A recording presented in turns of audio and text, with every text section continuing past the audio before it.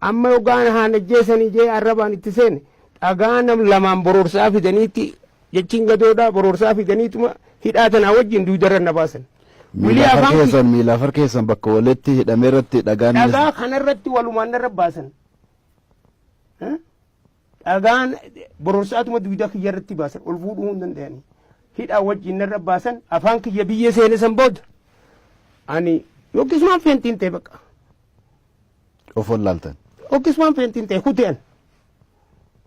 bas san booda sa'aan irraa hiikaniis hin beeku. baqa. haanni kunii fi dhagaan kun sa'a hagam tarkaaf isinirra ture.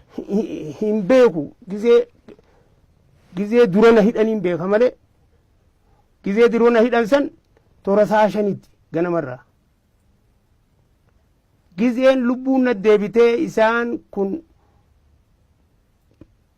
kunis asumaan namni tattaa'u akkuma yoggaa operaasiyoona nama godhan dawaan lakkuma si keessaa dhumuuni lubbuun si deebitii miti osoo huma akkuma nama gaggabee du'ee lubbuun itti deebi'u jirtutti sanumatti suuta keessa arrabninis ijjitunis dirqiidhaan naabanamuu diddee ani shakaraan qancarree jaaniitti gammoojjii tana waan arraba kana shakarmoo ittiin nyaadhe arrabni kiyya hundi folloqe eegas booda isaanittis dubbattuu hin danda'u akkanumattiin ijuma qofaan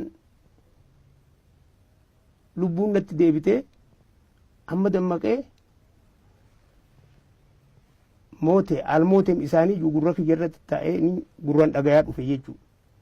yeroo amma miila keessanii harka keessan dudduuba deebisanii shiboodhaan isin hidhan kana qaama keessanirra miidhaan dhaqqabe jira. hoggisuma qaamni kiyya garajjuun dhiiga gadhiise. osoon arrabsu jiruu dhiinii kun xirik jee quba kiyya hunda bakka irraa yaa'uun beekaa miti qaama kana wayini farka afaan ijji lafana jirti. garuu hurkaa ta'uu dhiiga ta'uu wahumaa yaa'an beeku. eega lubbuun na deebiteeyin dhiigaa fi dhoqqee hurkaa kiyya hunda dhugaa lubbuun na deebitee ija banadhe. moote almootem isaanii waliin juu osoon ija banatin ayyaruu alle isaanii waliin juu gurra kiyyaan dhagayaa dhufe jechuudha. feentiin eegan ta'e booda amma yookaan ija banadhu kaan as na qabee hurrumuma kana keessa lafarra shorroo isaa kaan bibiran na deebisan. amma miidhaan qaama keessan irratti mul'atu jira. hoggaasumo qaamni kiyya hundi gubatee dhiigumaa fi hurkaadha waanumaan itti ilaalamuun qabu yeroo sana. eessa. eega kanaas dhiigumaan na keessaa xiixa as qoma kana. miilaas dhiigumaan na keessaa xiixa harki inuu waan dubbattuun qabu hanganumatti huf je'ee ittiin cillim gootee dhiigni quba hunda keessaa akkanuma xinniq jee deema. miila keessaa hiis mudhii keessaa hiis kana hunda keessaa dhiiguma bakkaan irraa himuu qabu.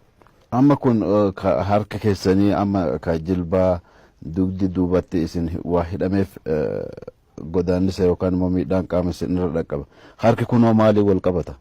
harki kun haaduma isaan hidhanii haadaan kophaas shanicha kana akkanatti haadaan adda hidhaniiti eega isa kophaa hidham lukaan walirratti hidhan duudarratti. harka keessa seeneeti lukatana asiin harka bakka irratti hidhan kana lafee dhaqe hanni lafee xiyya adiirra dhaqe muree foon muree asiin.